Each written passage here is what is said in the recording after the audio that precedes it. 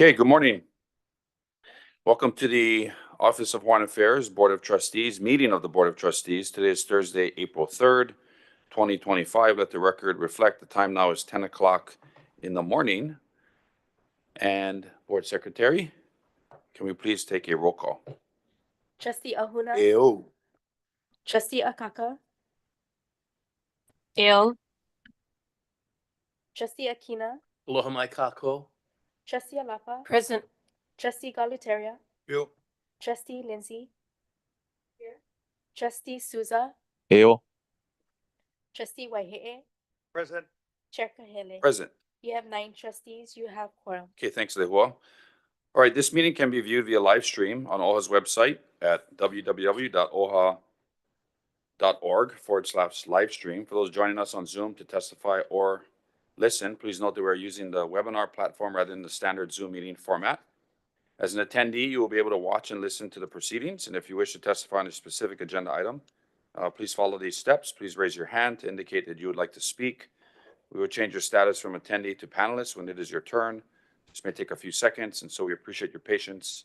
As a panelist, you will have the option to turn on your camera and unmute yourself to provide testimony. And once you have finished testifying, please mute yourself and you will be returned to attendee status. Joining us today, we have our Board of Trustees. We also have our Board Counsel, Richard Naiveha Worderman, and we also have our Pouhana, Stacey Ferreira. And I'll yield now to Pouhana to introduce any of our executive team members that are here with us today. Good morning, Chair, Vice Chair, trustees. Joining us today in person and online, we have our Chief Operating Officer, Kaiaulu, Chief Financial Officer, Ramona Hink, Endowment Director, Ryan Lee, Financial Analyst, Grace Chen, Interim Corporation Counsel, Everett Ota, Interim Senior Legal Counsel, Nichi Ozawa, Senior Director of Strategy and Implementation, Elena Farden, Senior Director of Hawaiian Cultural Affairs, Hailama Farden, IT Systems Engineer and Administrator Arlene Aguinaldo, Solutions Delivery Technician Kelsey Wade, and Chair, if I may ask, to bring up our newest Ohana member, Royce Campbell, our Operations Manager, to introduce himself to the board.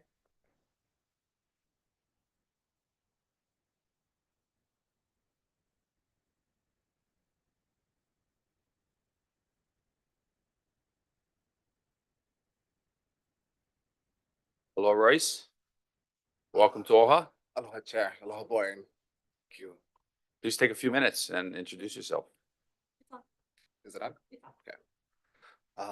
Aloha everyone. My name is Royce Campbell. For the past 10 years, I worked within corporate Hawaii. I started off at Hawaiian Telecom as a construction splicer, moved to their operations, and then became part of their construction management.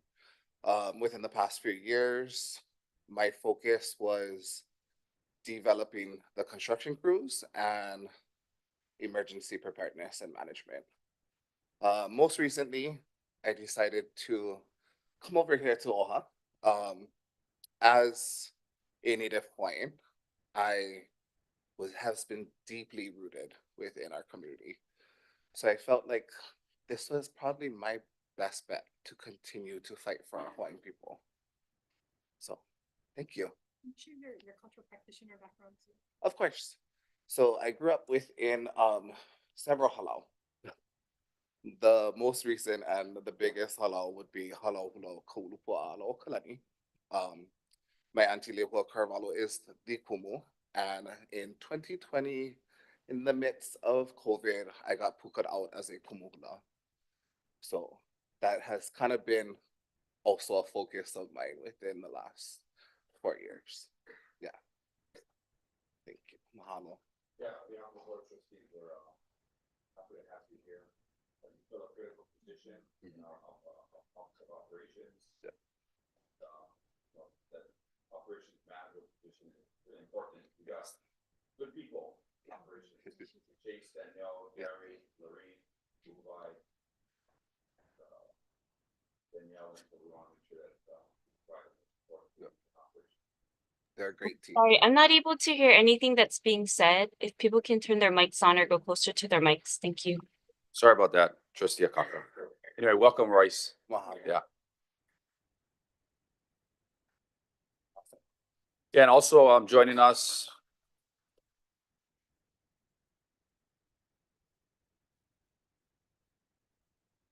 We have several members of our staff from the Board of Trustees. We also have my staff will recognize. We have our Board Secretary, Lehua Itokazu. We have Kaui Vailehua. We also have Summer Silva, our Board of Trustees, Chief of Staff. And so welcome everyone to today's meeting.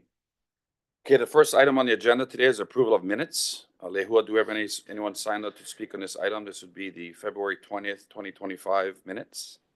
No one is signed up to speak on this. Okay. Do we So have a move, motion? Chair. Thank you. Trustee Second. Ona, seconded by Trustee Waihe'e. Any discussion on the approval of minutes for February 20th, 2025? Seeing none, let's have a roll call vote, please. Trustee Ahuna, Aye. Trustee Akaka, Aye. Trustee Akina, Aye. Trustee Alapa. Aye. Trustee Galuteria. Aye. Trustee Lindsay. Aye. Trustee Souza. Aye. Trustee Waihe'e. Yes. Chair Kahele. Yes. You have 9 yes votes. Okay, thank you. Moving on to new business. We have on our agenda today is the status of OHA activities. Lehua, do we have anyone signed up to testify on this agenda item?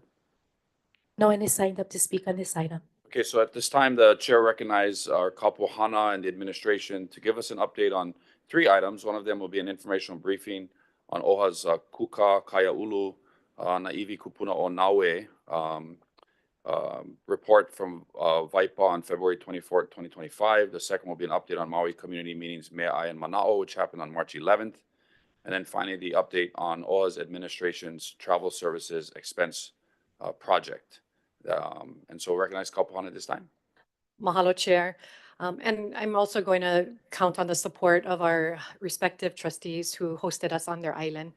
So for the first report for the Kūkā, Kaiaulu, Naivi, Kūpuna o Nāue, this was a follow-up from a meeting that happened in November of 2024.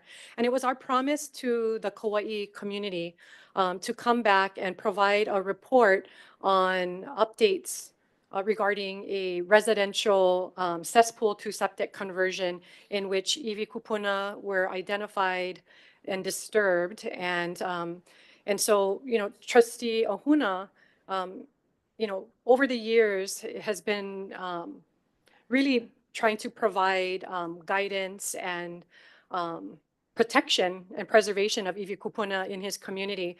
And, this administration has really stepped up to assist Trustee Ahuna in these efforts, making sure that we can bring our compliance experts into this work and re-engaging with SHPD and the county and Department of Health to make sure that we are advocating and we are ensuring that proper preservation and protection is happening in Trustee Ahuna's on his island.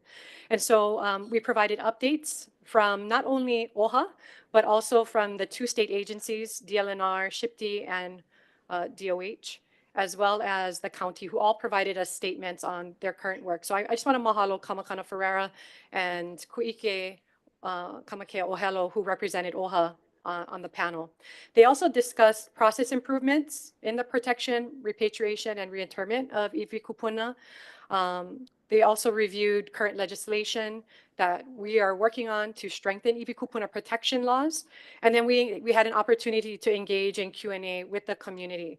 I do think it's important to share that the 2 meetings have been very well attended. The second meeting, we had 20 individuals in person. We had 53 beneficiaries attending via Zoom. And as of this report date, we have had over 420 viewers who have logged on to watch this video of this meeting. That's how important iwi kupuna is, not just to the Kauai community, but across the Pai'aina. And so some of our next steps will be, we're going to continue to monitor that particular residential project. We will continue our compliance and advocacy efforts and continue working with the state departments to ensure that consultation is occurring with OHA and that iwi kupuna protections are being upheld.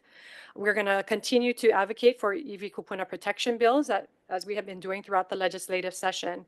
And we have yet to determine a next date and time for our third meeting of Kūkā Kaiaulu in Nāue.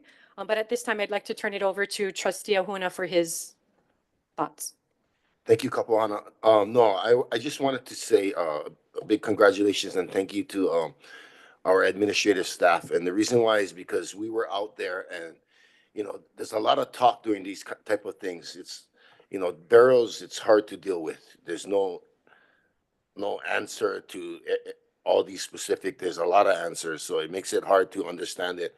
And it was our time to give our people a chance to hear where we're coming from and understand what the policies and procedures are. So I just wanted to really thank Kamakana and Kuike for being up there and answering all the questions in front of everybody. The first meeting was really, really crowded. The second meeting, not so crowded because everybody watched online, but both meetings very important to our community. The oversight, just having them understand OHA's diligence in all of this was good that our people could hear that. So I just wanted to thank our administrative staff for putting that Meaʻai and not Meaʻai, I'm reading this, that Kūkā session for our EV. So thank you to that administrative staff and thank you, Kapuana. And I just want to add that, again, Trustee Ahuna has been bombarded with Vai issues, iwi Kūpuna issues on Kauai, and, with the septic conversions and the mandate deadline, impending, that it's going to continue. So we have repurposed one of our vacancies for a compliance specialist to be based off of, on the island of Kauai, so that there are boots on the ground. It's not feasible for us to continue to fly a compliance specialist back and forth between Oahu. We need boots on the ground in Kauai, and we've committed to making that resource available. Thank you. Okay, and so our second update that I wanted to provide to the board is our Meaʻai and Manaʻo in Maui, and this was on March 11th, and we were hosted by Chair Emerita Hulu Lindsay, and there were over 50 people in attendance. And so I think the trustees who've had Meaʻai and Manaʻos on their island, I think would all agree that these are extremely well attended by our beneficiaries. And I think the reason why it's so well attended is because these agenda items are actually follow-ups from the BOT meetings. So they're highly focused on beneficiary concerns that the administration has taken from those BOT meetings and followed up on. And again, that is our commitment to our communities, that our meetings are not just to come and talk story. It's actually about action, and that we will follow up if there are concerns, if there are issues, that our trustees are committed to returning to them with answers and action. And so this Meaʻai and Manaʻo was created for that in that purpose. And like I said, over 50 in attendance, so extremely well attended for Maui. You have in front of you, I've passed out the agenda, and then I'm just going to highlight some of the updates, and then I'm going to turn it over to Chair Emerita Lindsay to share her Manaʻo. Kapuana, hold on 1 second. I'm gonna let Naivi add in something, and it goes to the distribution of materials just prior to the start of the meeting. If you look at your agenda item for materials, the first item on the agenda, the informational briefing, that information was uploaded to our materials, but the second and third were not. Those were passed out just prior to the meeting, and I just want to ensure that we are not in potential violation of Chapter 92, and so I want board counsel to weigh in on that and provide some guidance. Yes, thank you. Since the material's already been distributed to the trustees this morning,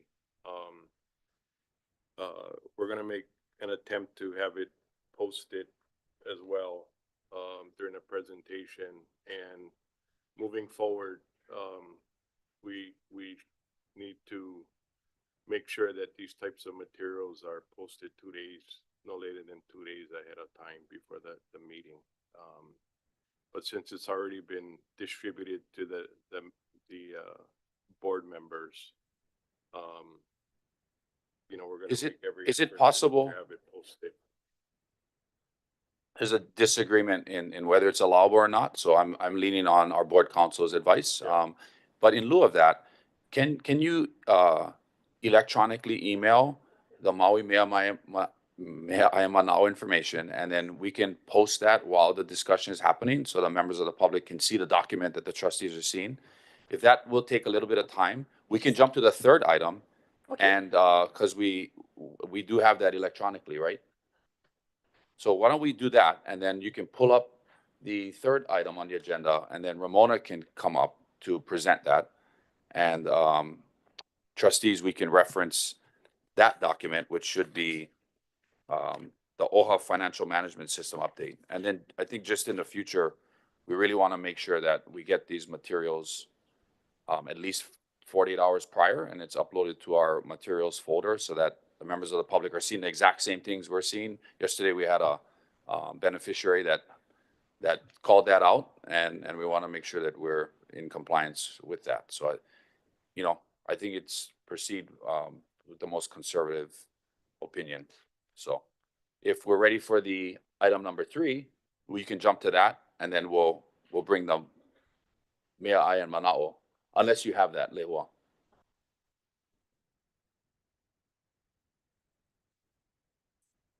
Okay, can you share that on the screen for any beneficiaries that are tuned in remotely?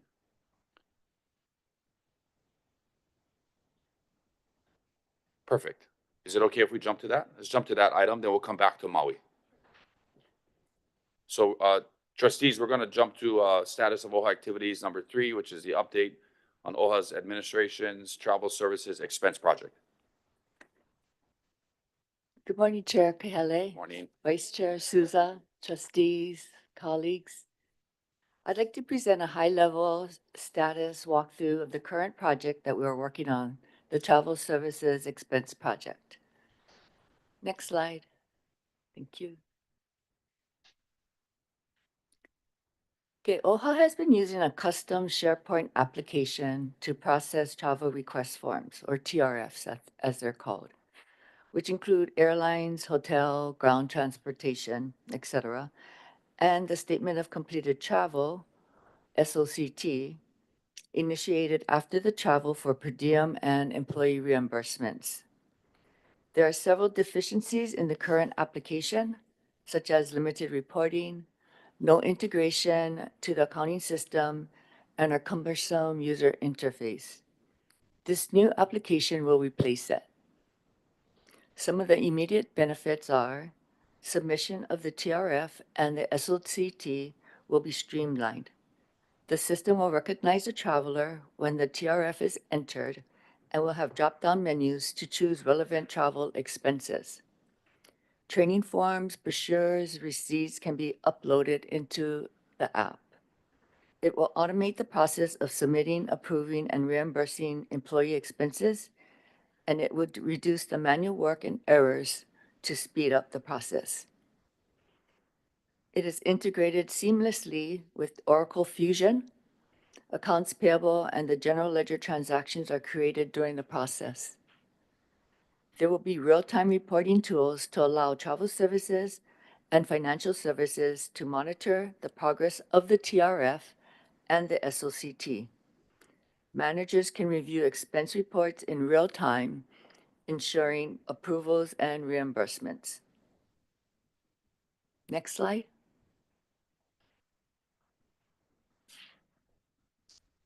Okay, this is a pictorial of a very high-level process.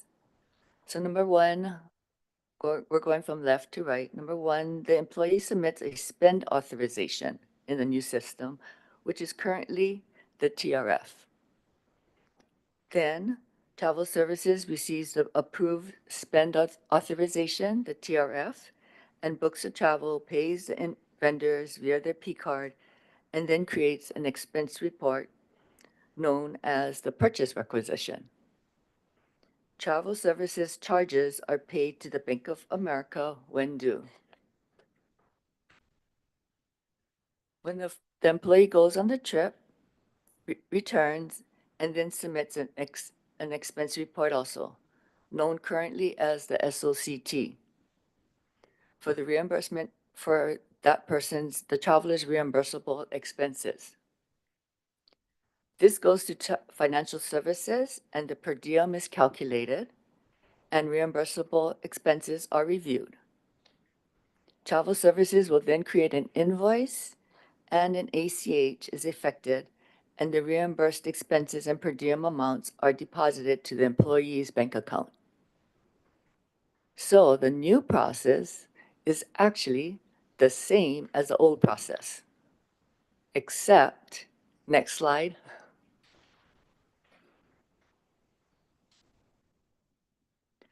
The new travel expense process is Mach 5, hypersonic, as compared to the old process. This slide illustrates the business process models for the new travel services app. The process is in more detail and shows the different swim lanes of responsibility for each person or department. And not only does it provide all the benefits in the second slide that we had just gone over, it also includes in the process the training form and the HR approval process, an approval workflow like the one we have now. However, it will also provide visibility of where the TRF and the SOT is currently at. It will integrate an advanced per diem into the process. It will provide a notification to the employee of their travel arrangements. It integrates the invoice approval process, and the disbursements via P-card to Bank of America or the ACH to the employee's bank account. So the beauty of this process is that it is all on the Oracle platform. It is iterative, it is workflow compliant with the delegation of authority document, and it is designed to populate the account strings based on the user picking from drop-down menus. So the project form that was also passed out, passed out at the BF meeting yesterday and today, is the project form for this project. Are there any questions? Okay, next slide, please. Oh, No, go, you can finish your presentation, then we can open up for questions. okay. Next slide, please. This is a timeline.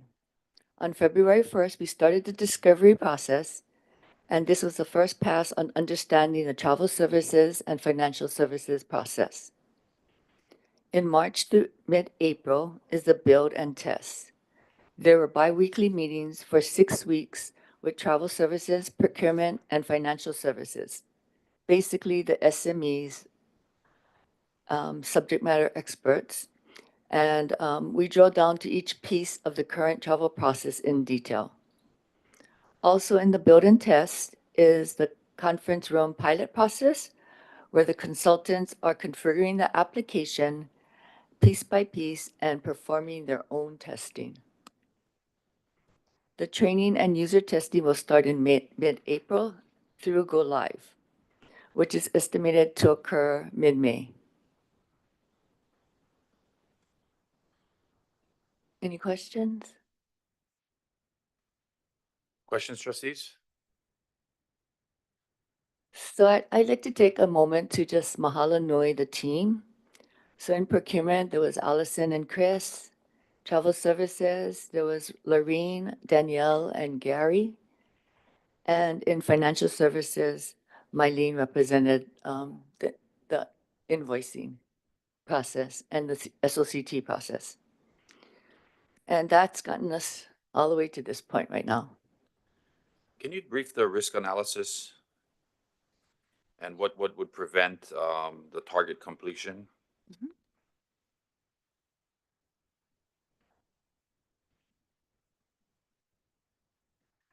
The original, the first risk analysis was the availability of the SMEs, and that's already passed already. But that was one of the things that, kind of pushed this project a little bit slower, that then we needed all the SMEs there to, walk through the whole process. Okay. And then the workflow process for approval of TRFs, SOCT, invoice processing is extensive and complicated because of our delegation authority requirement document.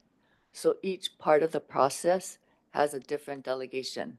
So the consultants are putting all of those delegations in place for every single traveler that actually traveled last year. So we're starting with that base. Okay. And the vendor, who is doing this work has already been contracted Mhm. and is under contract. There's nothing else that needs to be done to procure the particular vendor that's doing the, I guess, the transition or the upgrade to the Oracle system. Yes. Okay. Well, that's included a little, for a period of time too. So is it still the target completion date by mid-May to have this completed? Yes. Okay. And that would that include full training for, not just our staff, but other staff as well as, I think what's really important too is a creation of, or an update to whatever standard operating procedures would now exist for the new processes for Yes. travel? And a user manual. Okay. I know from my experience, and I'm sure our Chair Emeritus experience and our staff who have struggled to, comply with filing the travel reports or the system under the old Oracle system. It's very, very troubling and it takes an extensive amount of time. And what we don't want to do is, we're not able to pay our vendors on time and then have to go into an emergency authorization and have that be the standard, which at least for as long as I've been here the last couple of months has been the standard. So this should alleviate that, prevent that from happening, make it a lot easier for travel. This will make it a lot easier for travel. It's the travel services process and the payment process that this process is really going to help. But we can talk about the P card process next. I don't think that's agendized, so, Okay. yeah, But that's an add-on to this process, Okay. actually. okay. Trustee Lape, you have a question?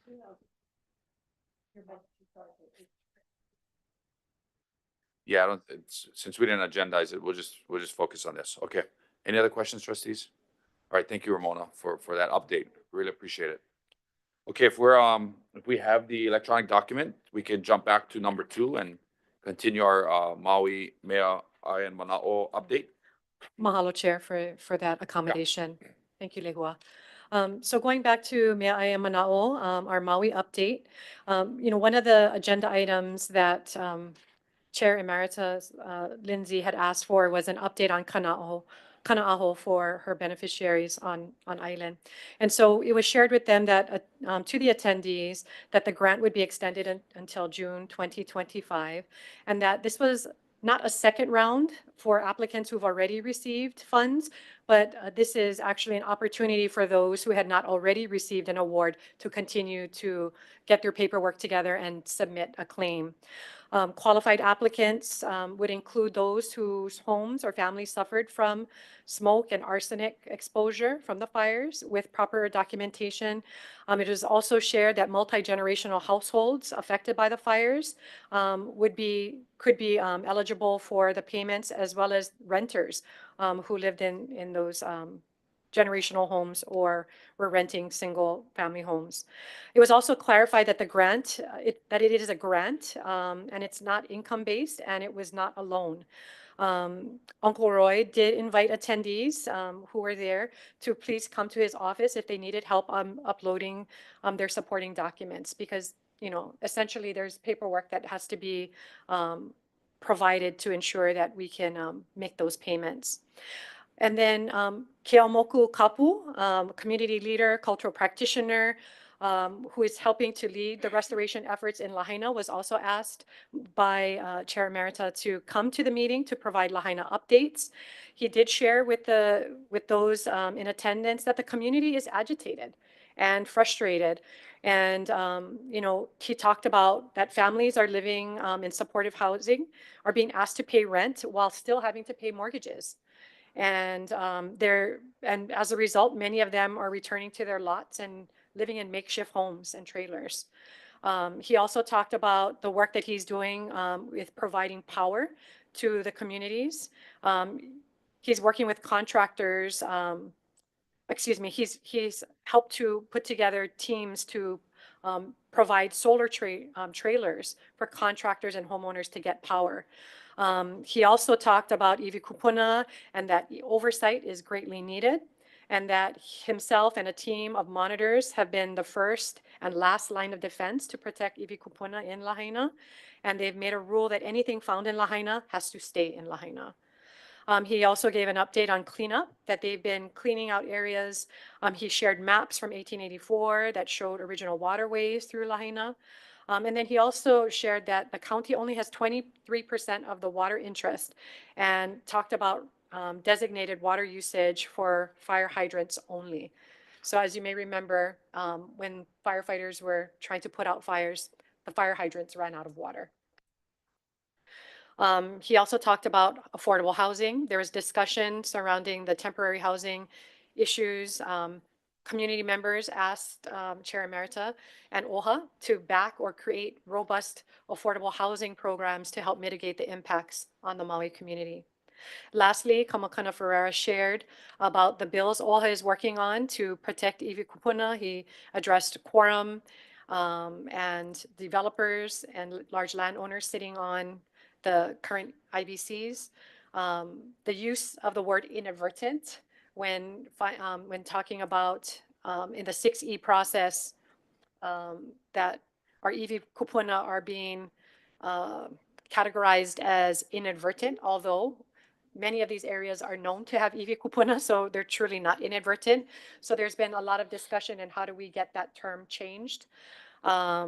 And then just, overall, looking at the EIS process and making sure that we can have that be more comprehensive and due diligence provided to ensure there is proper preservation and protection of our iwi Kūpuna.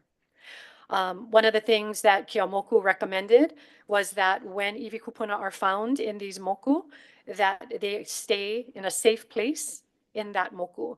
And so Kuike did provide a response that OHA is looking at, and that was a recent trip, and I'll update trustees at a later date on our trip to PMRF, as we're looking at partnering with the counties and SHPD on figuring out how to best inter our iwi Kūpuna as they're found through coastal erosion and developer, projects that unfortunately unearth them and disturb them. So that's all work in progress. And it was from what I hear, I was not able to attend, but I heard it was a very good meeting. And so I'm going to turn it over to Chair Emerita. Thank you. Thank you, Stacy. That was a thorough report, actually. But I just want to thank our administration for being there that evening and facilitating with me. I think that it was critical that I personally invited the leaders of our Hawaiian community, because they are the ones that are really, really interested. Maybe I gave too much time to some, and as a result, at the end of the evening, before our administration had to catch the plane, we weren't quite done with seeking their help on advice for iwi Kūpuna. We have very passionate people, as every island has, I'm sure, on iwi Kūpuna.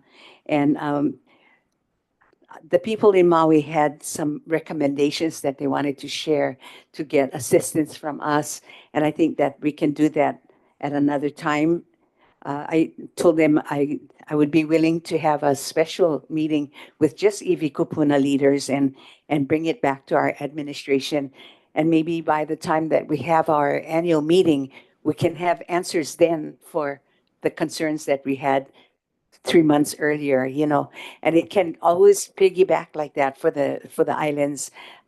Meet and then get back, meet, get back. And I think they really appreciate that we are getting back to them. And because to come and testify and then nothing happened, that doesn't help too much. So I think what we're doing now with administration is very helpful. So mahalo to those that came over to Maui from our administration. And I think that other islands will really appreciate the same thing. Thank you. Good. Members, any questions on our Maui, Meaʻai, and Manaʻo and all that feedback? I just Trustee wanted Ono? to add one more comment. Did they talk about like, because this is where I learned about private land and public land and how it affects EV. Did they talk about that special permitting use or whatever they have to get for development in Lahaina? Did they ever talk about that? And how is that going? No. That's one more oversight step that I guess the mayor did on the island. SMEs. I think they're still trying, no, they exempted all the SMA below Honoapilani Highway. The mayor exempted all the building permits from the SMA permits. And that's a really, really big thing. Just ironically, going back 30 years, I implemented the island of Maui SMA permit process as the land use administrator. So I'm really familiar with how hard it is to get through the SMA permit procedure, So I was really happy to see that the mayor, it just happened this week, actually, it was on TV, in the news that the mayor had exempted all of the building permit applications below Honoapilani Highway, which is subjected to the SMA, all exempted.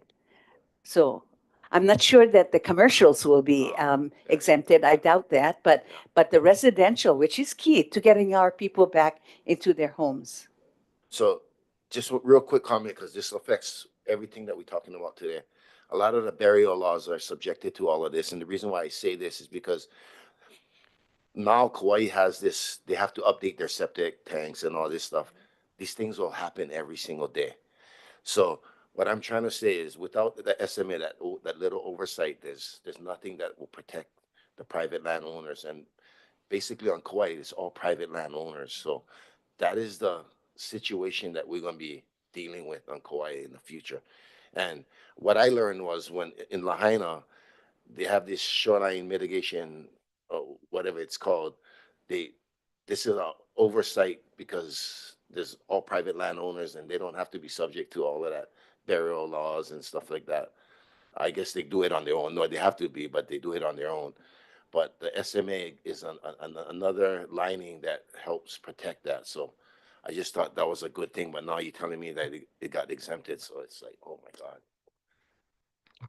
Chair, I just wanted to add that the exemption is based on the footprint of the house that got burned down. So it's almost safe that under each slab don't have EV.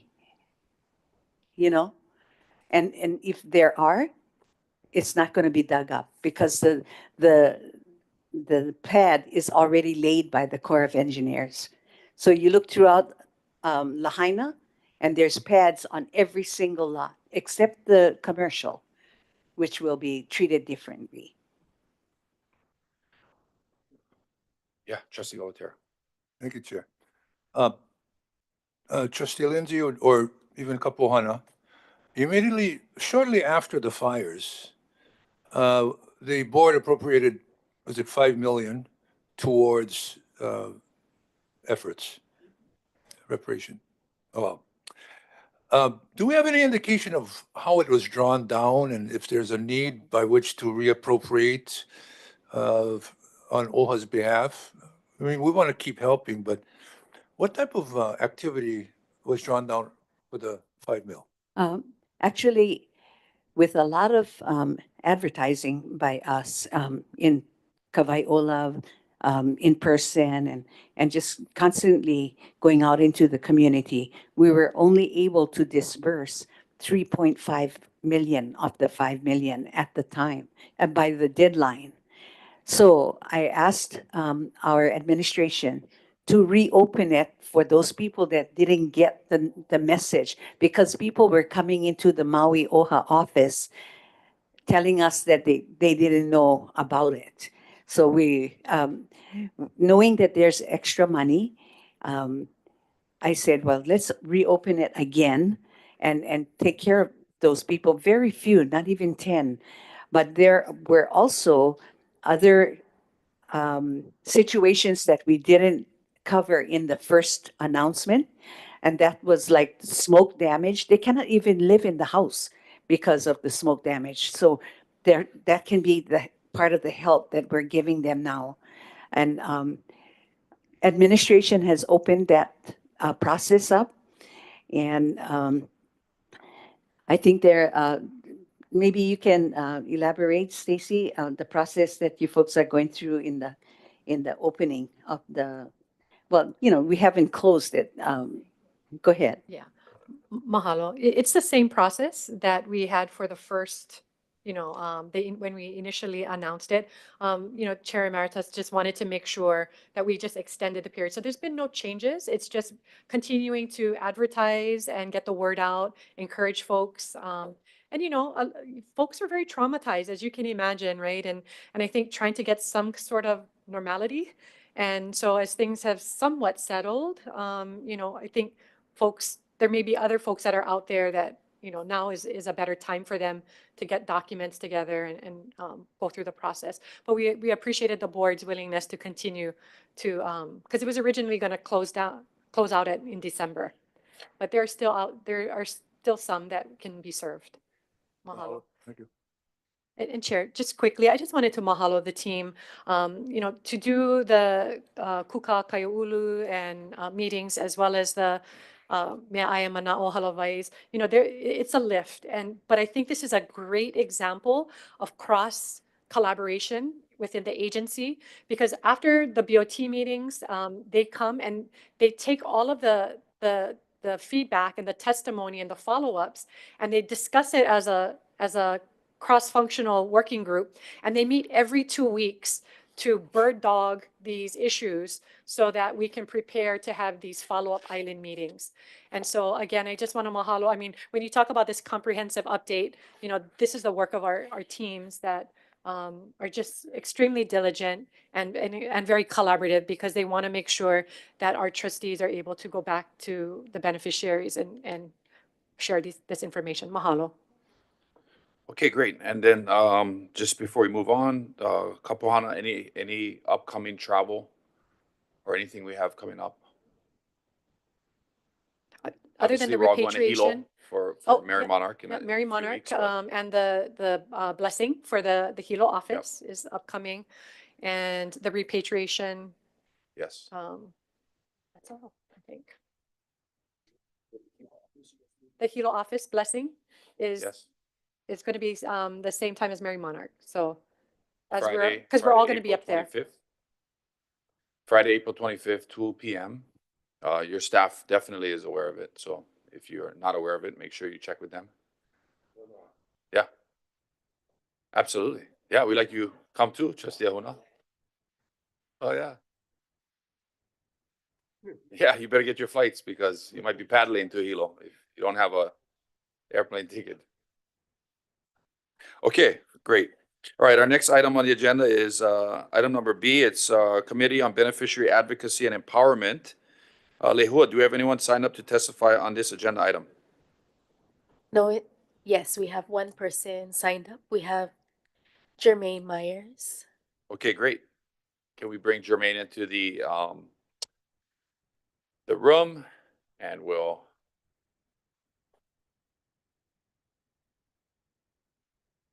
let me know when Jermaine is Aloha, on mute. Chair. Can you hear me?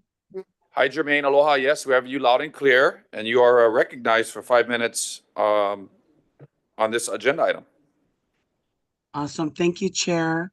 I'm going to speak specifically on Matrix 2. Is that okay? Sure. Okay. Aloha, Chair, Vice Chair, and Trustees. My name is Jermaine Myers. I'm an OHA beneficiary for Beneficiary Advocacy and Empowerment. I'm also a Nana Kuli Hawaiian Homestead lessee. Matrix 2 SB 903. A global settlement in a legal context, particularly in a mass tort or multi-party litigation, refers to a single agreement that resolves all claims against a defendant rather than individual settlements for each case. How is it achieved? Global settlement agreements often include language that explicitly waives or releases future claims. This language should be clear and unambiguous to ensure that the parties understand the scope of the release. Examples include phrases like full and final settlement of all claims which the parties have or may have against each other arising from a specific event. Scope of the settlement. It's crucial to carefully define the scope of the settlement to ensure that it covers all relevant claims, including future ones.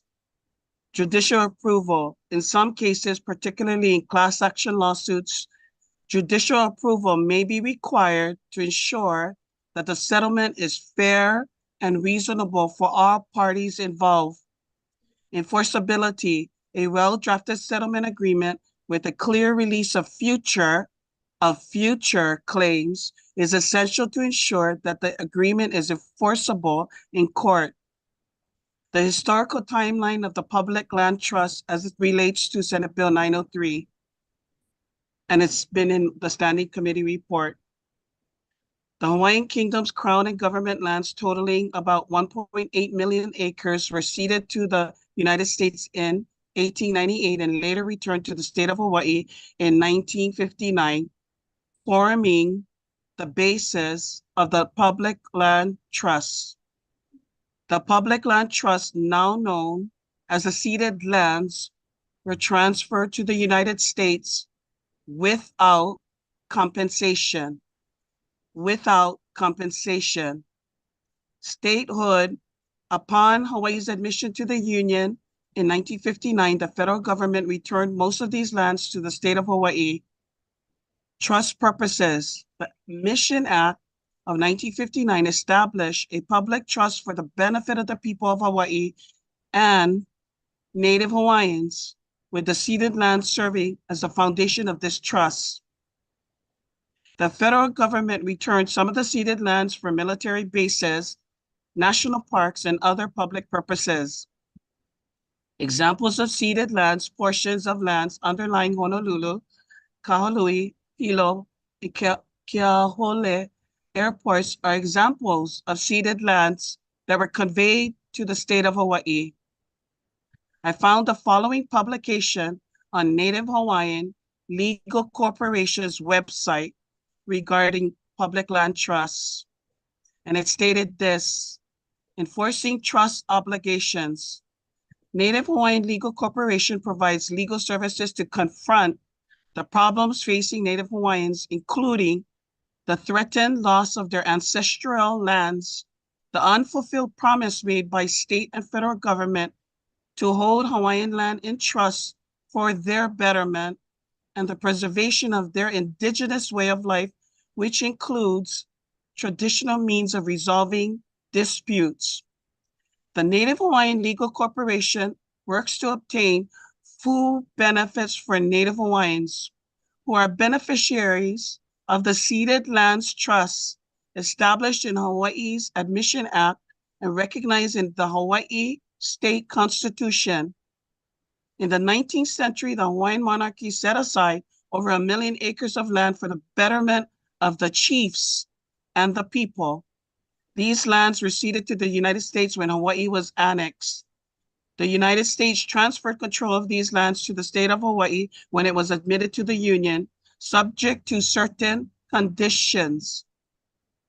Chief among these conditions was the requirement that these ceded trust lands be used for the betterment of the conditions of Native Hawaiians. Native Hawaiian Legal Corporation plays an important role in holding state government officials accountable for their trust obligations to Native Hawaiians. If you have a legal issue and would like to see if we can help you, please call our office. I am looking forward to sharing more in my community concerns. Kia kouapu. God bless all of you. Thanks, Jermaine. Hey, Jermaine, I have a quick question for you.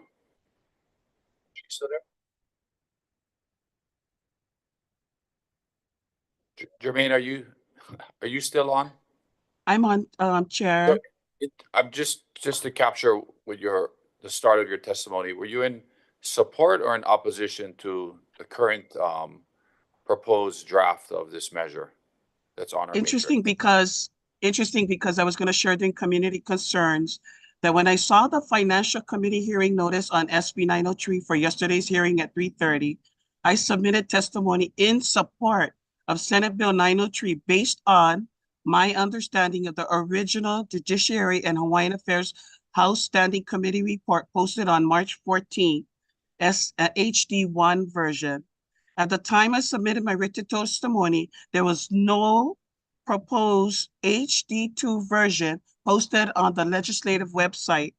So before yesterday's BAE committee meeting, I went back on the legislative website to see if all the testimonies were posted.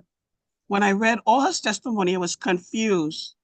Therefore, I looked back at the House Standing Committee report from the Judiciary House Hawaiian Affairs Committee and saw that it was actually changed.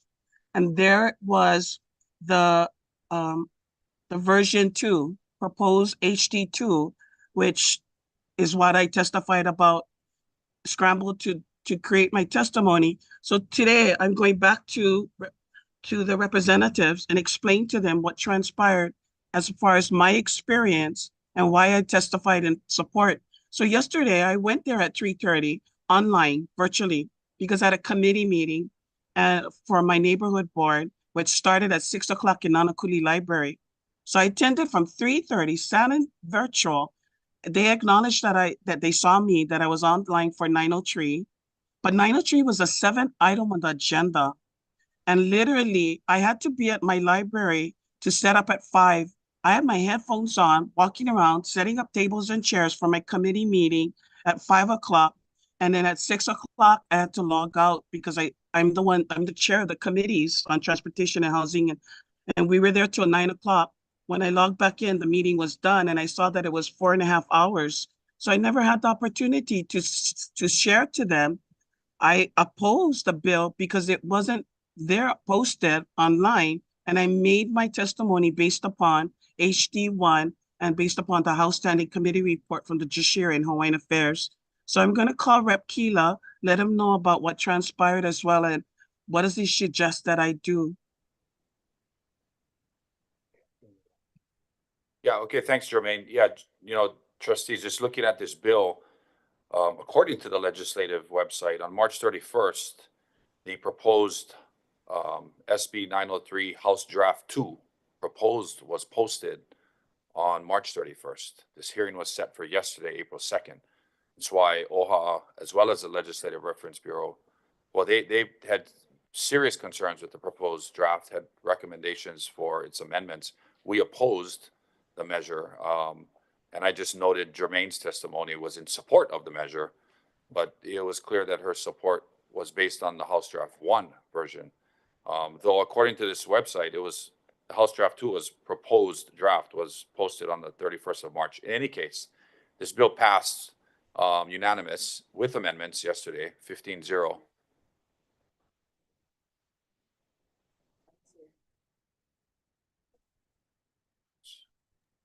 Chair, if you don't mind, the chair, Kyle Yamashita, let everyone. Yes, it passed 15 ayes. There were 1, 2. It says it says everyone voted either in aye or with reservations. Nobody voted no, according to what's on their website right now. Huh. Yeah, it says Alcos voted with reservations. Grandinetti, Hussey, Alcos, Reyes, Oda. Nobody voted none. No one was excused. And so the measure, according to this, passed with 15 ayes, since a reservation is counted as an aye vote. But maybe that is a technical error that we should bring up, or maybe Rep. Alcos should be made aware of that his vote was actually in the affirmative. In any case, we'll get the update from the BAE committee on what those amendments were from Lena Ala, our advocacy team. And thank you, Jermaine, for your comments on that. And so at this time, if there's no other testifiers, any discussion? Actually, you know what? I'm going to recognize the chair of the BAE committee. We have what looks like 8 items in the matrix for approval. And so let me recognize Chair Galataria to read the motion. Thank you, Chair. Yeah, we're about to take action on the very concern that our testifier has. So, Chair Kaiaulu, your Committee on Beneficiary Advocacy and Empowerment, having met on April 2nd, 2025, and after full and free discussion, recommends the approval of staff recommendations to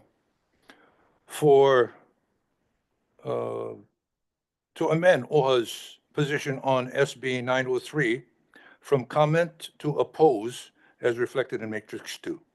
I so move. Second. Okay, so we have a motion, a second. Any discussion, members? Yes, I just want to make sure this is correct. So when Everett was sharing with us the reason why we were voting this way, and if it went another way, that we would have that as a safeguard. Is this the one? And the wording is just not included? According to Everett, Everett, can you come up just to clarify? I'm a little unclear as well what Trustee Akaka is asking for. Not the matrix. Good morning, Chair and Trustees. Yes, this is the bill that I had approached the BAE committee table okay. yesterday. This is SB 903 relating to the what had been the Public Land Trust Working Group funding for the financial and land inventory review, but had since been changed to the settlement, right? The final settlement bill. So that is the basis for the change from comment to oppose. Okay. As you know, as noted in the changes to the proposed draft. Okay. Trustee Akaka, does it answer your question? Mm-hmm. So I'm trying to make sure that yesterday's vote is consistent with today's vote, and if not, how we landed on that. Yes, so this is reflecting that position change. The comment position was listed in the matrix, but based on those revisions to the proposed draft, House Draft 2, as well as the adoption by the House Finance Committee. That's the basis for this change in position from comment to oppose. Okay. Thank you. Yeah, Chair, we basically agree with the original premise of the bill, which is the inventory, but it morphed into something much larger than that and something we cannot agree on. Okay. You good, Trustee Akaka? Yeah, mahalo. I just wanted to make sure that if we needed to include yesterday's language to back up how we ended up this way, then that would make sense. But if the understanding is because of what has transpired since yesterday at that 3:30 p.m. scheduled meeting at the legislature, then that explains why it's written as so. Okay, thank you. And since there is a robust discussion about this and we see Lena Ala here, instead of waiting for 2 weeks, do you mind give us a quick update on what happened yesterday? I mean, this bill may come up for a hearing again before we reconvene as a board. So can you give us an update on the amendments that the committee adopted? Sure. Good morning. So yeah, I had mentioned yesterday at the meeting, this is why it says oppose. We talked about the changes, HD2, that we were going to oppose it based on the fact that there was settlement language. I attended the hearing yesterday. Trustee Hulu was also there. We were there until 8 at night, and I reiterated what I said yesterday, which was our amendments taking out all references to settlement and replacing it with annual payment. And I made clear, I made clear exactly what you just said, that this was a combination of two bills, SB 903, which was a settlement bill, which we were opposed to, and HB 1358, which was originally our PLT working group funding for the audit and inventory, and that we supported those portions of the bill that were consistent with our original funding bill for our long overdue audit and inventory. And we opposed those portions of the bill that said settlement because we do not agree with that premise. And they understood my testimony and what I was saying, but they did not adopt our amendments. And they further added in a new section of the bill, making crystal clear that an additional task of the working group is to discuss a settlement with respect to future claims. with that exact language that had been in SB 903 on the Senate side. And there were no formal no's. Ikaika Hussey made clear on the record that he was opposed, and it sounded like they had discussed ahead of time, and he sounded confused. He said, I didn't know there was this future claims language that was going to be added in. I'm voting with reservations. Daniel Holt, Representative Holt, who's the head of the Native Hawaiian Caucus, said, I support the audit and inventory portion of the bill, but he did vote yes. So really, Trustee Lindsay could add in, but I thought the only member who made a strong statement against the settlement of future claims language was Representative Hussey. Chair Yamashita said in adding in this language about future claims, it was at the request of other parties, which was confusing, but we learned afterwards that essentially meant the Senate. That was the other parties they were referring to, because there was no testimony on the record of any public member of the public wanting this language. It was in reference to what the Senate wanted to have added in. So it I don't know, Trustee Lindsay, do you want to add anything about the hearing? Well, I just think that you should share that in this hearing, we had all the movie people, and most of them were Hawaiians. And they expressed to Lei that they were astounded at this settlement that was in our bill. And they couldn't believe it. They were really angry. How can they do that to us? So I think we would have strong support from our beneficiaries to not let this happen to our Hawaiian people.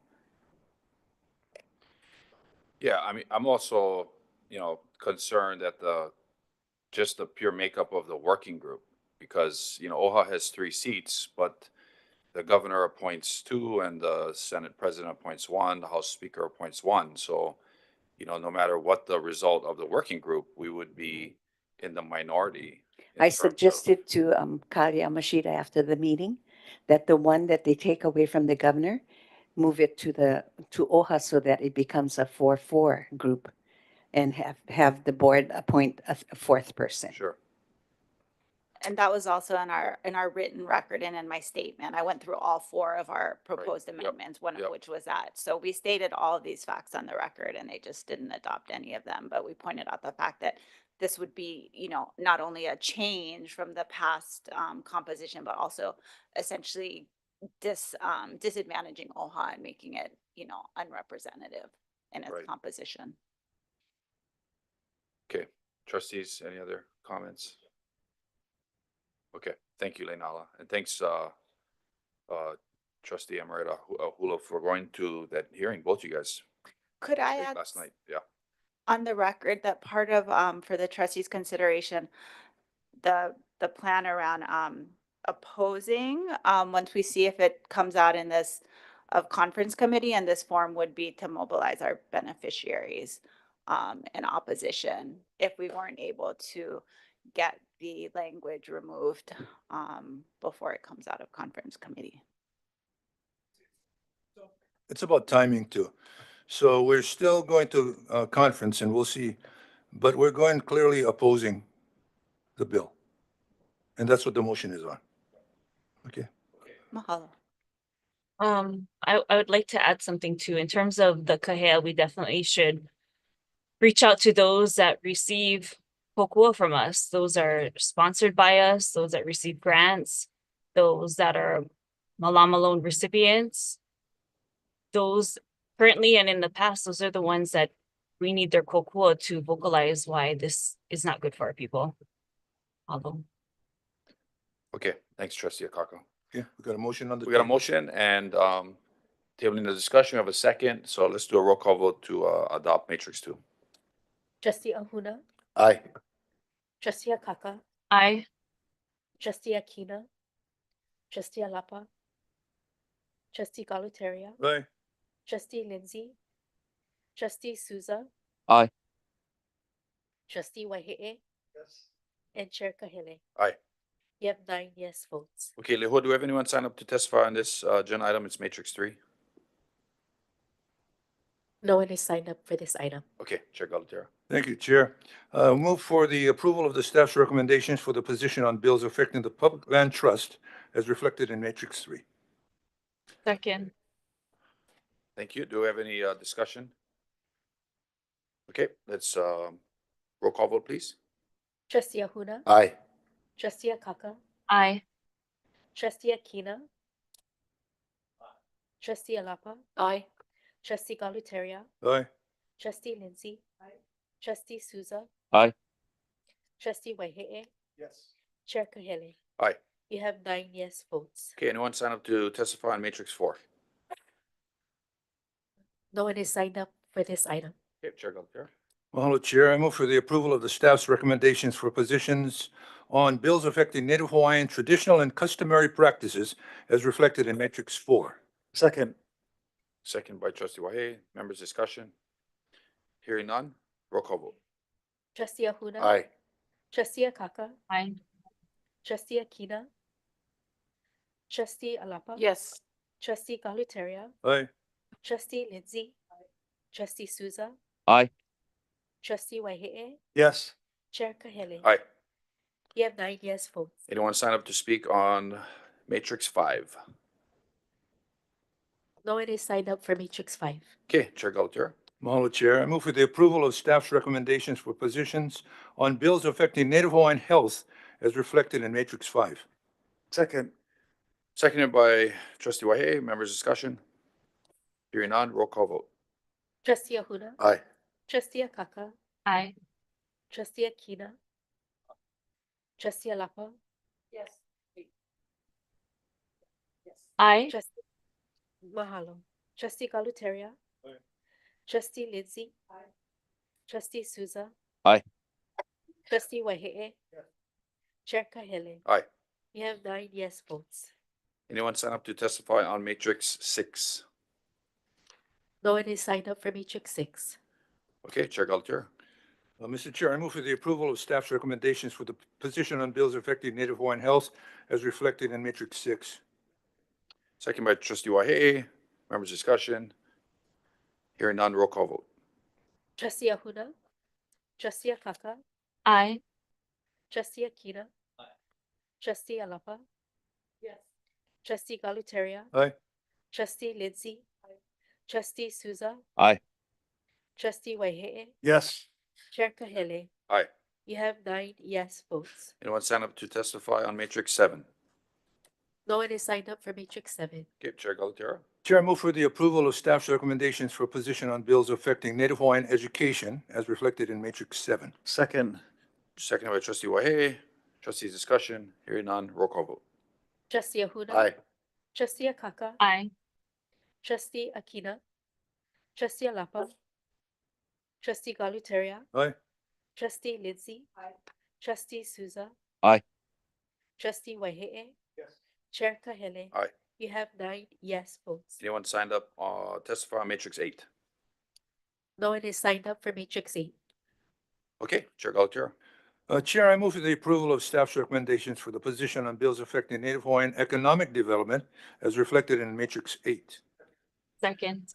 Trustee Wahe. Trustees' discussion? Hearing none, roll call vote.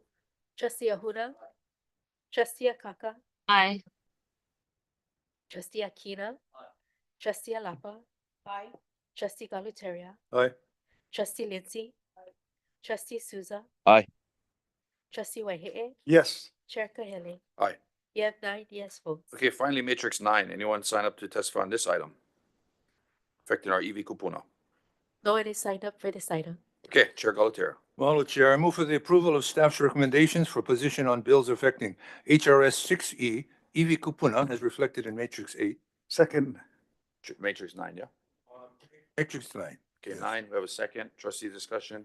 Seeing none, roll call vote. Trustee Ahuna, Trustee Akaka, Aye. Trustee Akina, Trustee Alapa, Trustee Galutaria, Aye.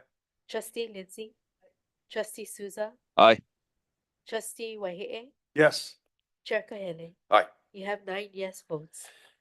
Okay, fantastic. All right, our next item is item C on the agenda. It's the Committee on Budget and Finance. Lehua, do we have anyone sign up to speak on either of these action items? They are for sponsorships. No one is signed up to speak on these items. Okay, recognize trustee Alapa to read the following motions. Mahalo, Chair. Your Committee on Budget and Finance, having met on March 25th, 2025, and after full and free discussion, recommends approval of the following motions to the Board of Trustees. To approve OHA funding, for action item BF 25-20, to approve OHA funding for the Hoʻokoʻokoʻa Lahui event sponsorship to the Uluwai Learning Center for the 2025 Kapu'uola Hula Festival on April 6, 2025, in the amount of $2,500. Second. Got a second from trustee Wahe. Members, any discussion? Seeing none, roll call vote. Trustee Ahuna, Aye. trustee Akaka, Aye. trustee Akina, trustee Alapa, Yes. trustee Galutaria, Aye. trustee Lindsay, trustee Souza. Aye. Trustee Waihe'e, Yes. Chair Kahele. Aye. You have 9 yes votes. Okay, trustee Alapa, Chair Alapa. Mahalo, Chair. Your Committee on Budget and Finance, having met on March 25th, after full and free discussion, recommends approval of the following. Action item BF 25-21, to approve OHA funding for the Hoʻokoʻokoʻa Lahui event sponsorship to Hawaii Rise Foundation for the 2025 Mele Manaka 3-day community event on April 24th, 2025 to April 26th, 2025, in the amount of $9,450. Second. Second by trustee Wahe. Trustees, discussion? Yeah, sure. Mele Manaka. No, this is the Mayor Monarch Week in Hilo, the Hawaii Rise, that's when Brianna Kobayashi came and testified. Yeah, we'll be, Is that we'll be there the and have booths a big out on part the of it. street? Yeah. Yeah, so for Is those that- trustees that come for Mayor Monarch, we'll go Aren't they visit taking this over that event. street? They Is do that take on- over the street, Yeah, yeah, okay. yeah, That's right, it's right by the ice pond. I'm there. Okay. Okay. Thank you. Seeing no discussion, we'll, further discussion, we'll do a roll call vote. Trustee Ahuna, Aye. trustee Akaka, Aye. trustee Akina, trustee Alapa, Yes. trustee Galutaria, Aye. trustee Lindsay, trustee Souza. Aye. Trustee Waihe'e, Yes. Chair Kahele. Aye. You have 9 yes votes. Okay, great. Before we move on, and just for Pouhana, like one of these events is April 6th, Sunday, so we get it processed immediately. So these sponsorships will be able to receive the funding. Awesome. Thank you very much for doing that. I know we have a little bit of time on Mele Manaka, but the Hula Festival is coming up on Sunday. Okay, moving on to community concerns and celebrations. Do we have anyone signed up to speak on community concerns and celebrations? Yes, we have one person. We have Jermaine Myers. Okay. Please add Jermaine to. Aloha, Chair. Can you hear me? Aloha, Jermaine. Thank you, Chair. Is it okay to speak on community concerns? Absolutely. Yes, you're recognized for 5 minutes. Awesome. Thank you. I want to thank you for the opportunity to speak on community concerns. I emailed all of you yesterday's video of the Finance Committee meeting in the House at 3:30. I recommended to you to go forward to 4 hours and some odd minutes so that you can get immediately to Senate Bill 903. I think it's important for you to hear about Senate Bill 903 and what was spoken, what was shared from OHA's behalf, and then also what the chair, Yamashita, said in response to OHA's testimony. But in addition to that, what he said before the voting was done. If you watch him, he actually was about to say the word global before he said the word settlement. He was just about to say it, and maybe because I've been reading global settlement all this time, maybe I misunderstood it, but you can go ahead and check on it. There's also the videos of all the Senate hearings that 903 went to, which I can forward to you later today, but also when it went to the Judiciary and Hawaiian Affairs Committee, and you can see what was transpired about Senate Bill 903 was spoken. I think what is clear is that at the BAE meeting, that there are minutes that show that I had spoke about the fact that there was never board consent. The full board did never consented to OHA taking a position. And you can read everything on this whole bill on how it transpired. And you can see that OHA was the one egging it on, whether it was administration or specific chairs of committee or chairs of the board. But that's up for you to decide. But what is really surprising me is that you're asking for the Lahui to now put the brakes on this. It's clear in the BAE meeting and the BOT meeting that I made it clear that it's not smart to stay on the sidelines and watch this thing just happen before us. And now you're asking the Lahui to come out and speak up to try to stop it. It's really unbelievable for me to hear that. And especially since OHA allowed the train to continue to go on and on throughout this legislative session. But that's my own personal opinion. Everybody has a right to make their own personal opinion about what transpired, and we'll see how it goes. So I hope that OHA can correct its course, because it was certain individuals that took the stance to speak on behalf of the entire 9-member trustee board instead of listening to what everyone was saying and concerns at each BAE meeting and taking heed to it instead of brushing it off, which anybody watched a video of a BAE meeting, you'll see that everybody was gaslighted, including me. And so that's all I'm gonna have to say about it, because I don't want to offend anyone, but the facts remain the facts. And so, you know, there's a difference between worrying about tomorrow because you end up depleting your strength from today. But there's a difference between worry and wisdom. And I think everyone has to understand that wisdom is more important, and wisdom is the one that provides you with the strength to face things that you don't want to face. But we're all on the same canoe, and I'm just so surprised that some just took the lead to do things differently than what the other members said that they wanted or didn't want. But it's the 9 trustees here who's going to have to speak to the Lahui and explain to the Lahui why you guys want us to help stop 903 and kill the bill. It's up to you to do that, and this administration as well. Kia kuapu, God bless all of you. Thank you, Jermaine. All right, anyone else signed up for community concerns? Okay, announcements. I have a few announcements, but I'll hold them to the end. First one would be our next Board of Trustee meeting is set for Thursday, April 17th, 2025 at 10 a.m. Let me defer to Pouhana first. Any announcements? No announcements. Trustees? Okay, great. I have a few announcements.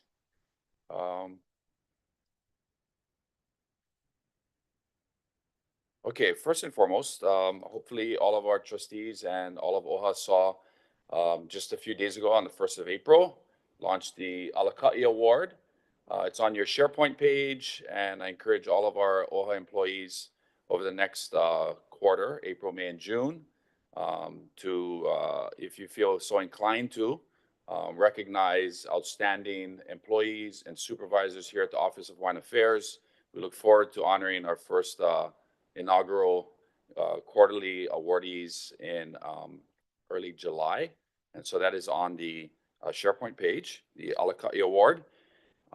Second thing is, in line with recognizing outstanding performance, we have our performance reviews that are currently happening right now. So just a reminder for all of our trustees, as an opportunity to provide valuable feedback to our aides and our secretaries who do so much critical work for us, that we would like those performance reviews sent to our chief of staff by close of business day tomorrow. So if you can, your aides or secretaries should have completed at least their portion of the form. And if you can take even just a few minutes with them between now and tomorrow to give them some valuable feedback on their performance, how they can improve, things that they did good on, that'll be really important for them, and asking that that be completed by tomorrow, close of business. And again, you can just forward those forms to Summer.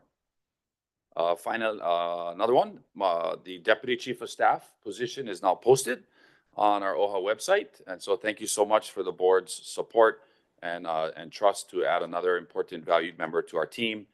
If you have anyone in mind, please forward them the link and let them know. Especially internally here at OHA, we're looking for opportunities for our employees for career advancement, and this is one possible way to do that. And so thank you for your support with that. Also, and we've mentioned this in our O&I meetings, so we have an operations and information meeting that happens every Monday at 10 o'clock with our Board of Trustees staff. It's led by our Chief of Staff. Any two trustees are welcome to join and participate, either in person or remotely. I encourage your participation. And so if you happen to be in on a Monday morning at 10 or decide to log into the remote link, please do so. Your feedback is extremely valuable for our trustee staff that works super hard. So I encourage you to participate in that if you choose to. At the same time, we also are in the process, now that we have our bylaws are updated, and mahalo Everett for sharing that with the trustees and the rest of OHA. We're now in the process of updating our executive policy manual and making any revisions that align with our new bylaws and the high fiduciary standards that we try to uphold each and every day. And so if you can take the time over the next few weeks to look at the most current version of the executive policy manual, which is done in, I think, fall 2024. I encourage your feedback and value your feedback on that. My plan is to bring that in front of the board at its May 1st Board of Trustee meeting for our hopefully robust discussion and consideration. I'll also note that we all received an email a few days ago from our friend at the State Auditor's Office, Mr. Kondo. And he is in the process of gathering information from OHA on how it has implemented some of the 2023 auditors' suggestions, and so that we have a deadline of that at the end of the month. And so, I don't want to just lean on the administration to provide that response. If all of us should work with the administration to provide a good, robust response to that, and show Mr. Kondo and the auditor's office the things that OHA has done to answer the 2023 audit. With that being said, I would imagine that I guess that supplemental report to the 2023 audit, which would be identifying the things that we have accomplished, would probably come out sometime early 2026. And then, as you all know, the state auditor is required to audit all state agencies, including the Office of Foreign Affairs, every 4 years. And so looking at when the last audit was published in February of 2023, I would expect the next full audit for the Office of Foreign Affairs to be published February 2027, which would mean that Mr. Kondo and his team will be coming here to OHA sometime next year. We don't know what he'll decide to audit. He'll decide and inform us of that next year, but we should be preparing as an entire OHA, both the trustees, the staff, the administration, for the 2027 audit. And so with that being said, we'll work together with you, Pouhana, to make sure we get that reply to him before the end of the month. Trustee Gauthier. Thank you, Chair. Just for clarity, it's called recommendations, right? So we are not in any way obligated to follow them. I just wanted to make that clear. They are recommendations. However, I would caveat that by saying, the recommendations are provided to the agency to ensure that we are in compliance with law, state, federal, other guiding principles and approaches for business and regulatory purposes. So although recommendations, these are things that we would want to ensure that we are being good fiduciaries and protecting the agency and trust assets. I will tell you that the legislature does review the audit responses of each of the divisions and agencies. And, sometimes monies can be withheld by the legislature if they feel that the divisions or departments are not in compliance with what is being recommended by the auditor. Does that answer your question? That answers my question. Just knowing the auditor. I can understand. Kind of like it's an overkill, but it is what it is. I just want to know how long we comply. And, you know, the chair would welcome ideas that our other trustees have. If we want to put together an ad hoc committee or something a little bit more robust that allows several trustees to work together on making sure that we, you know, are working together with the administration on some of the recommendations that were made. And also help prepare us for the next audit. Trustee Aquino, did you have a comment? Yes, thank you. I have two. First, I'll respond, if I may, to my colleague, Trustee Rickwood's question. Yes, the term recommendation is used in the audit given to us by the state auditor. We do have the opportunity to make an immediate response to those recommendations and to the audit itself. And that's what we traditionally do. And in that response, we can raise questions about the appropriateness of certain recommendations or maybe suggest that they don't apply. However, our practice has been here at OHA to to call upon administration to respond to and implement all recommendations, and we report back to the state auditor our progress on that. As far as I know, we are in that process and attempting to fulfill a bona fide response to every recommendation. Absolutely. Thank you for saying that. I actually wanted to just launch off of what Chair just said in terms of the audit letter that we just received. So it's very encouraging when you read the letter, and I know all of you got it. The only thing that the auditor is asking for is the one remaining in progress item, and it is the real estate strategy. And so to Chair Kahele's point, you know, this is a joint response that we're working very closely with ILM leadership as well as Chair Kahele to make sure that we can get this response completed and submitted. But as you know, we had both an operational audit as well as a land audit, and it's the land audit that we're having to follow up with. And all of our follow-up items are complete. And so I take it as a very good signal from the auditor that there was only one remaining item, and we had identified that it was in progress, so he's just following up. So we are in excellent standing as far as I'm concerned. Sounds very good. Trustee Hono. Real quick, just to add to what fellow trustees just said. Yeah, I think the response is very good because his recommendations is not always right because we eventually had a lawsuit against him and he lost. So I just wanted to make that clear too. Thank you. Trustee Lindsay. Thank you. Not the same subject, but thank you for requiring future disbursements of material 2 days earlier than the meeting because it affects the trustees that are on virtual. They don't have it in front of them. Right.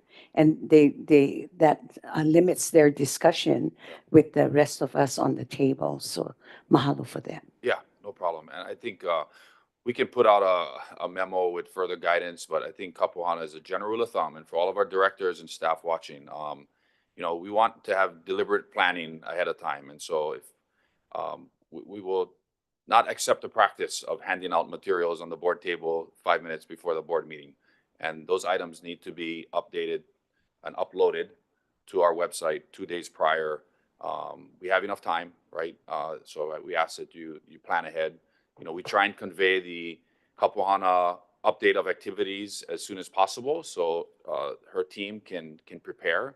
And so noted, and apologize for today, and mahalo for Naivi's advice as well as efforts on this. No, just one last thing. You know, on our not aid, I shouldn't say aid anymore, but our meetings on Mondays. If there's a holiday, when is the next scheduled? Tuesday? Is it Tuesdays? Because I know Easter's coming up. That's why. Our standing committee meeting? Yeah. Is always Wednesdays and always. No. Our trustee. Oh, trustee meeting, yes. If it's on a Monday and it's a holiday, then we would have it on a Tuesday. Okay. So, Yeah. to make sure. Yeah. And maybe, so just to close the loop on, Mr. Kondo's letter, do you think it would be possible, Kapohana, on the, to give us an update on the 17th when we have our next board meeting as one of your Kapohana updates on that item? What I'm thinking is, working together with our ILM Chair Souza is bringing the real estate strategic plan to the ILM committee on the 16th, and then making an exception to agendize that on the 17th for passage, so that we can, in our letter to the auditor by the 30th, inform him that this has been a board-approved real estate strategic plan. We could provide it to him as well, only because of the timing of his letter on the Wednesday, the 30th, we wouldn't have a chance to adopt it until May 1st. So if you can add that to your update, that'll be great, as long as we get Chair Souza's support. Absolutely, Chair Kahele. Okay. Trustee Aquino? Finally, I want to thank you and administration for making sure that we as supervisors are giving good feedback on a regular basis to our very valued team members in the organization. And I'm glad that the board suite is very much taking care of that. So thank you very much. I know that that feedback is something that's going to be very valuable both ways. Yes. I also want to commend you and administration for the Alakai Award program. It sounds very inspiring. I think it's going to challenge all of us to rise to the highest level of excellence in practicing our work and leadership. I just had a question about the establishment of it. I know that in the memo it says it's a board program, but I don't recall whether it was initiated by administration or the board or how it came to be.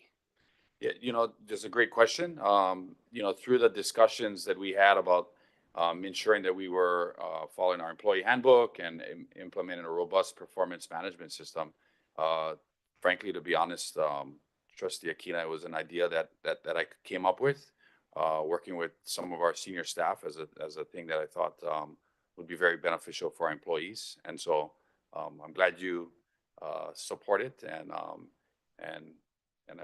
look forward to all of us participating in it and recognizing those employees. I definitely do support it. I just wanted to ensure that as we go forward with other wonderful initiatives, that we're able to incorporate the board input into their development. Right on. Thank you for your feedback. Mahalo. Final announcement is our budget is we're in within a 90-day timeline of that, and so would like to just encourage all of our trustees and mahalo all of you who have already completed your board of trustee budgets for your individual offices. Final inputs will be completed over the next 2 days in partnership with our budget and finance chair, so we can really get into the advanced discussions with our CEO and executive leadership team on that timeline. And so can't emphasize that enough. Anything, Chair? Everyone submit their budgets and so forth. Matter now is just review and lots of talking. Okay, great. All right. If there are no other announcements, can I get a motion to adjourn? So move. Okay, it's moved by Trustee Ahuna, seconded by Trustee Alapa.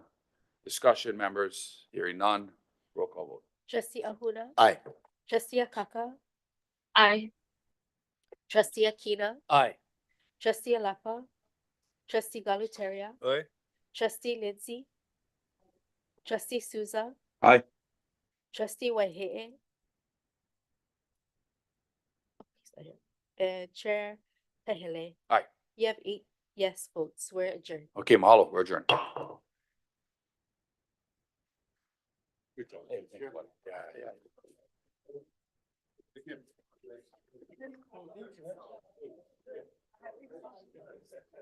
Thanks for going there. Oh, yeah. Through the generations.